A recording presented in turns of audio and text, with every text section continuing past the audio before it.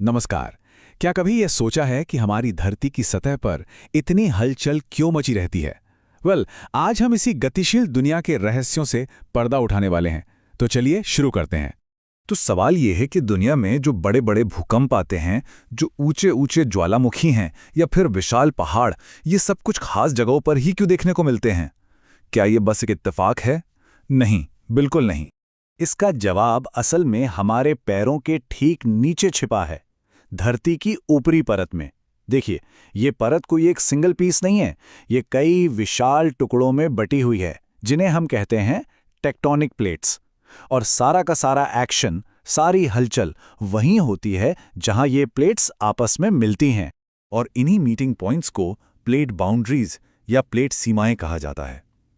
अब ये सिर्फ नक्शे पर बनी लाइनें नहीं हैं, ये हमारे ग्रह के सबसे एक्टिव, सबसे अहम स्ट्रक्चरल जोन्स हैं। और सबसे कमाल की बात क्या है कि दुनिया की लगभग सारी सारी की सारी भूवैज्ञानिक हलचल, चाहे वो भूकंप हो या ज्वालामुखी, इन्हीं किनारों, इन्हीं सीमाओं पर होती हैं। कह सकते हैं कि ये हमारे ग्रह के पावर हाउसेस हैं। तो ये प्लेट्स रुकी हुई नहीं हैं, नहीं, ये लगातार स्लोली मूव कर रही हैं। और वो एक दूसरे से कैसे इंटरैक्ट करती हैं? मतलब क्या वो एक दूसरे से दूर जा रही हैं, या आपस में टकरा रही हैं, या फिर एक दूसरे के बगल से खिसक रही हैं? इसी से तय होता है कि बाउंड्री किस तरह की होगी। और इसी आधार पर तीन मेन तरह की बाउंड्रीज बनती हैं। तो चलिए, सबसे पहले बात करते हैं पहली बाउंड्री की। ये वो जगह है जहां प्लेट्स एक दूसरे से दूर जा रही हैं, एक दूसरे को खींच रही हैं। और ये एक तरह की क्रिएटिव फोर्स है जो नई जमीन बनाती है। इसे कहते हैं डाइवर्जेंट बाउंड्री, या हिंदी में कहें तो अपसारी सीमा। आप इसे रचनात्मक सीमा भी कह सकते हैं। यहां पर होता यह है कि धरती लिटरली खुद को दो हिस्सों में खींच रही है और इस प्रोसेस में नई जमीन, नई पपड़ी बना रही है। तो होता क्या है, जैसे ही प्लेट्स एक दूसरे से दूर जाती हैं, नीचे से गर्म पिघला हुआ पत्थर, जिसे हम मैग्मा कहते हैं, वो ऊपर आकर उस खाली जगह को भर देता है। अब जब ये मैग्मा ठंडा होता है तो ये नई समुद्री परत बनाता है, और इसी से समुद्र के नीचे पहाड़ों की बहुत लंबी श्रृंखलाएं बनती हैं, जिन्हें मिड ओशन रिज या मध्य महासागरीय कटक कहते हैं। और ये प्रोसेस इतना पावरफुल है कि ये महाद्वीपों को भी चीर सकता है। सोचिए, पहले जमीन में खिंचाव आता है, एक दरार बनती है, फिर धीरे धीरे ये दरार चौड़ी और गहरी होती जाती है और उसमें समुद्र का पानी भर जाता है, और फिर लाखों सालों में एक पूरा का पूरा नया महासागर बन जाता है। सुनने में शायद ये बहुत स्लो लगे, पर मिड अटलांटिक रिज पर प्लेट्स हर साल करीब 2 सेंटीमीटर खिसक रही हैं। मतलब जितनी तेजी से हमारे नाखून बढ़ते हैं, उतनी ही तेजी से। लेकिन जब आप इसे लाखों सालों के जियोलॉजिकल स्केल पर देखते हैं, तो ये एक जबरदस्त ताकत है। तो ये तो हुई प्लेट्स के दूर जाने की बात। अब आते हैं बाउंड्री नंबर 2 पर।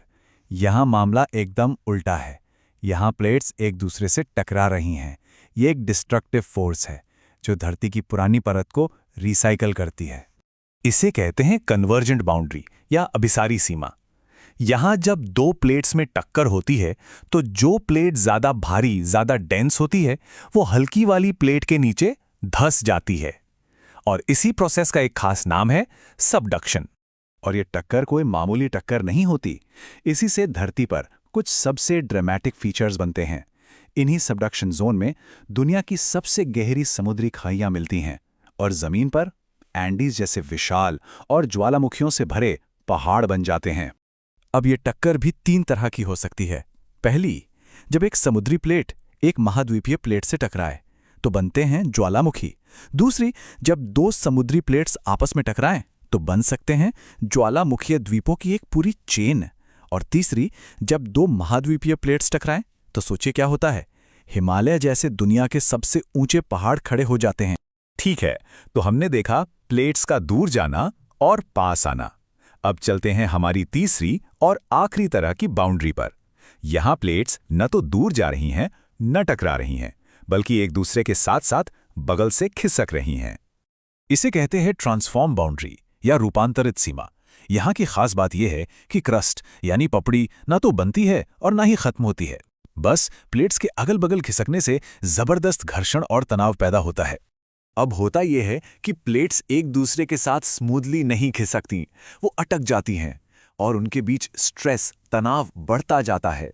और फिर अचानक जब ये तनाव रिलीज होता है तो वो एनर्जी जबरदस्त भूकंपों की शक्ल में बाहर आती है, बिल्कुल वैसे ही जैसे कैलिफोर्निया के मशहूर सैन एंड्रियास फॉल्ट पर होता है।